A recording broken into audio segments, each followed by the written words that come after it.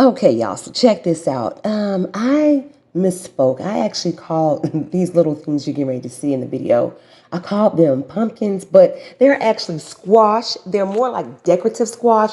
But since I was caught up in the word pumpkin because I was all about that pumpkin life, please forgive me for saying the wrong thing, okay? Now, you're probably wondering, is there a difference? Yes, there is.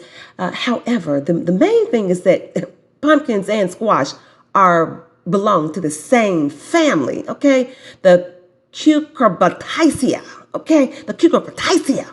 Basically, a pumpkin is a type of squash. So please forgive me, okay?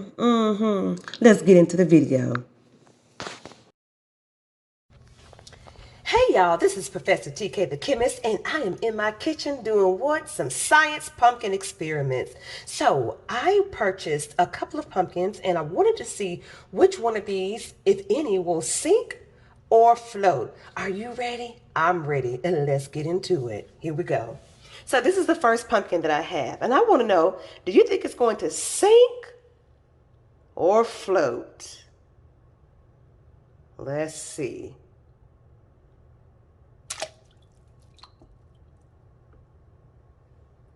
All right, as we can see, it is floating. It is floating.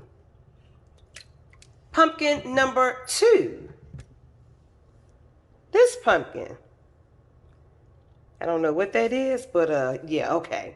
Let's see if this pumpkin will sink or float. And by the way, these pumpkins actually have some pretty interesting weight to them. Like, they're very heavy. But let's see what happens with this pumpkin.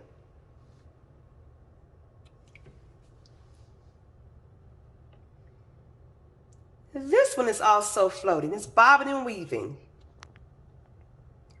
Are you ready for pumpkin number 3? Here we go. Now check this one out.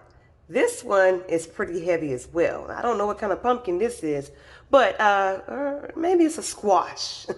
But anyway, let's see what this one will do. Whoop. All right, this one is floating as well. And we've got the last one that we're most familiar with, and it is the great orange pumpkin. Okay, let's see what's going to happen with this one. Will it sink or will it float? Here we go. Woo, splish splash. And this one is floating. So although they have similar weights, they're floating. And do you know why they're floating? It is because pumpkins have seeds in them, and because they have seeds in the middle of its core, they are what we call being hollow. Hollow means empty. However, it's not emptiness in the middle. They're filled with seeds, okay? You get it. So try this out with your scholars and see what happens when they do the same thing. Will those pumpkins sink or float in the water? Let me know what you think, and be sure to tag us on your video. All right? Thanks for watching. One other thing about pumpkins sinking or floating. So here's the thing. Many of these pumpkins are made with fleshy hollowness inside. And do you all know that pumpkin seeds are actually good for you? They're filled with zinc. All right. You know, we're always going to talk about our elements. They're filled with zinc. And zinc, ZN, element symbol ZN, is very good for you for so many different reasons. And as a matter of fact, during this time of year, I highly recommend that you get some zinc in your life, if you know what I mean, because zinc will get your immune system right.